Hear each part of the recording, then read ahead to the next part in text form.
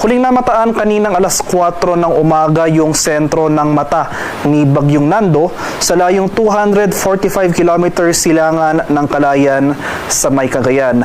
Napanatili nito ang super typhoon intensity na may taglay na lakas ng hangin na malapit sa gitna na umaabot ng 205 kilometers per hour at pagbugso na umaabot ng 250 kilometers per hour.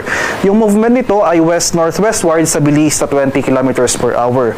Sa kasalukuyan, makikita natin dito sa ating latest satellite images na itong cloud bands as well as yung associated na malalakas na hangin na dulot ni Bagyong Nando ay kasalukuyan nakakaapekto sa malaking bahagi ng Hilaga at gitnang Luzon. Samantala, yung southwest monsoon o yung habagat na hinahatak naman o pinapalakas si Bagyong Nando ay magdudulot ng maulap na kalangitan at mga kalat-kalat na pag-ulan at thunderstorms sa iyong araw sa malaking bahagi ng ating bansa. So, for Metro Manila, Southern Luzon, Visayas, and sa Mindanao. Sa kasalukuyan, may binabantayan rin tayong low pressure area sa labas ng ating Philippine Area of Responsibility. Huling namataan ito kaninang alas 4 ng umaga sa layong 1,475 kilometers silangan ng northeastern Mindanao. Maliit yung chance na nasabing low pressure area na maging bagyo within the next 24 hours, pero patuloy yung monitoring natin para sa low pressure area na ito dahil hindi natin inaalis yung posibilidad ng development sa mga susunod na araw. At ito yung ating latest track and intensity forecast para kay Bagyong Nando. So makikita natin dito sa ating track forecast itong area or itong bilog na shaded ng yellow.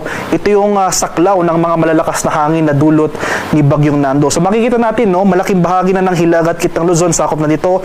So as of now, nakakaranas tayo ng mga pagbugso ng hangin na associated sa bagyo. Samantala, yung typhoon force winds or yung mga malalakas na hangin na concentrated dito sa sentro ng bagyo ay makikita natin dito sa bilog na shaded naman ng pula. Dahil sa patuloy na paggalaw ni Nando generally westward ngayong araw patungo sa Babuyan Islands, inasahan natin ang masungit na panahon over most of northern Luzon. So ayun nga, magpapatuloy po yung generally westward na paggalaw ni Nando within the next 12 hours patungo sa Babuyan Islands.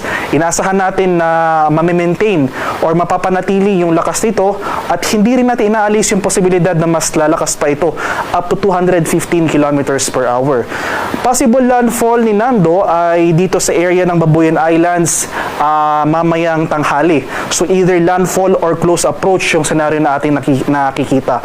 So regardless, no, either maglandfall man or dumaplis lamang yung sentro ng mata ni Nando over Babuyan Islands, asahan pa rin natin malalakas na hangin ang ating inaasahan over most of northern Luzon.